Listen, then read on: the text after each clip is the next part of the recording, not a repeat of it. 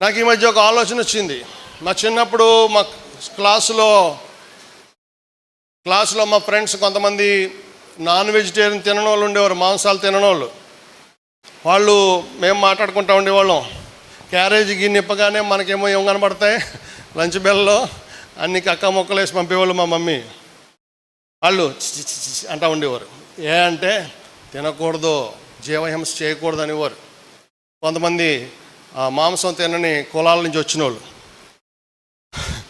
మాంసం తినకూడదు, జీవహింస చేయకూడదు, ప్రాణాలను చంపకూడదు అంటూ ఉండేవారు. అప్పుడు నేను అనుకుంటాను, వీళ్ళు ఇంట్లో దోమలు కొడుతున్నాయి అనుకోండి, దోమలు కొడుతున్నాయి ఏం చేస్తారు? కుట్టమ్మా కుట్టమ్మా చంపకూడదు కదా దోమల్ని, అవునా?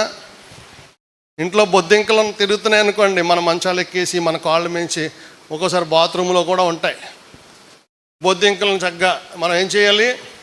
చంపకూడదు మరి, అవునా కదా? ఎలకల్ని చంపొచ్చా మరి? ఎలకలను కూడా చంపకూడదు కదా, జీవహింస చేయకూడదు. మరి వాళ్ళు కూడా చంపకుండా ఉంటారా? ఎవరాళ్ళు? ఇందాక మనం చెప్పుకున్నాం, వాళ్ళు కూడా ఎలకలకు మందు పెట్టకూడదు, చక్కగా మా బట్టలన్నీ కొరికి తినేమ్మా, ఇది నీకు ఆహారం.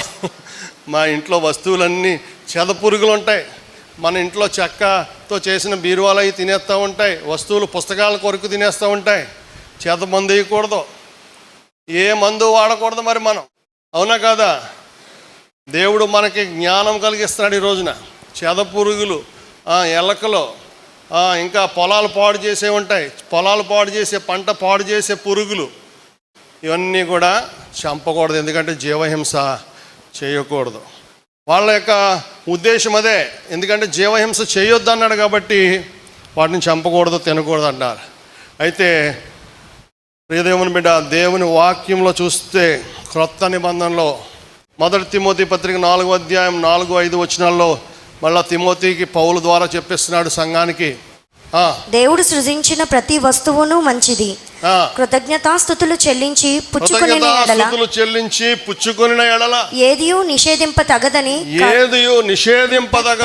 కాదు, తగినది కాదు. అర్థమైందా? కృతజ్ఞతాస్తుతులు చెల్లించి